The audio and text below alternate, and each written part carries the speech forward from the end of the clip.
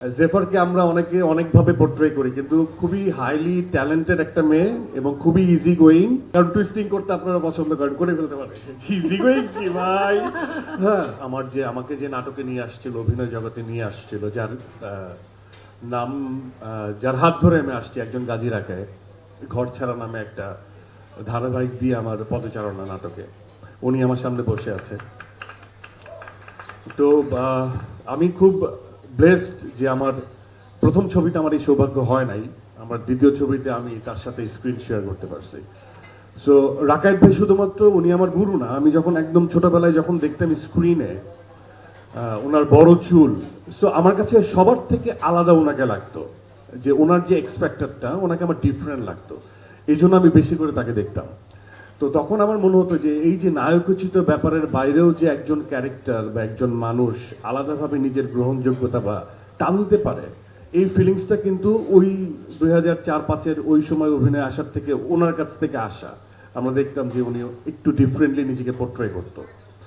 So এই যে এইগুলো আসলে বলা উচিত।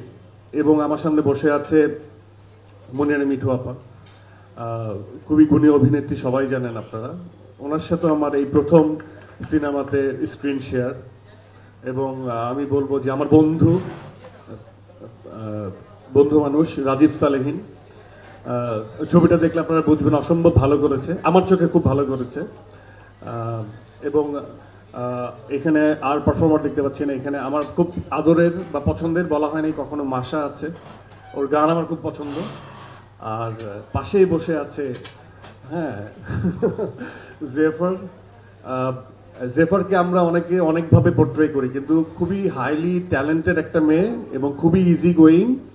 মানে খুবই ইজি গোয়িং বলতে মানে হচ্ছে অন্য কোনো কিছু না, খুব খুব সাধারণ একজন মানুষ। এবং আমার ফাইন্ডিংস হচ্ছে যে খুব কারণ টুইস্টিং করতে আপনারা পছন্দ করেন, করে ফেলতে পারে। ইজি গোয়িং কি ভাই! হ্যাঁ, তো আমার কাছে খুব সহজ মনে হয়, সহজ মনের মানুষ মনে হয়, এবং খুবই ট্যালেন্টেড। ও অ্যাকচুয়ালি খুবই ভালো কম্পোজার এবং লিরিসিস্ট, এবং একই সাথে অথবা শুধুমাত্র আপনারা জানেন যে সে একজন গায়িকা, কিন্তু গায়িকার পেছনেও তার অনেক গুণী পরিচয় আছে, বিশেষণ আছে। এখন আসি আমার পাশে যারা বসে আছে তাদেরকে নিয়ে। সুনেরাকে নিয়ে প্রথমে বলবো, কারণ হচ্ছে সুনেরার সাথে আমার প্রথম স্ক্রিন শেয়ার। এটা শুধু সিনেমা না, যে কোনো কন্টেন্টই সুনেরার সঙ্গে আমার এর আগে কখনো কাজ করা হয় নাই। এবং খুবই কোঅপারেটিভ, খুবই ইমোশনাল, খুবই সেন্সিটিভ। তো আমার মনে হয় যে একজন পারফর্মারের এই ধরনের এক্সপ্রেশন বা এই ধরনের বিশেষণ থাকা উচিত, নাহলে পারফর্মার হওয়া যায় না।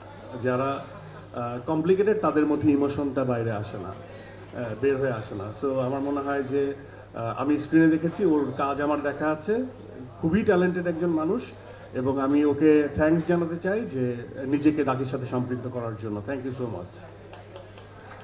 অ্যান্ড লাস্টলি তমা মির্জা, মাসুদের ময়না, এখন সে নিশিয়ানের জেরিন।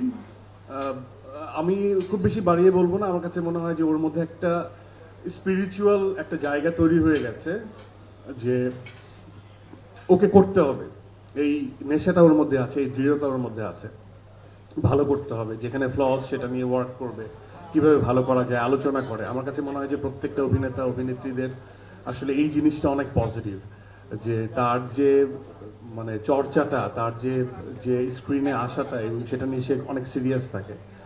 তো এবং টাইম মেনটেন করা খুব সুন্দর। আমি একটু টাইমে কাছে আসি, সেটা আস্তে আস্তে বয়সের সাথে সাথে আমি শিখে যাব, ওটা ঠিক করে নিব ইনশাআল্লাহ।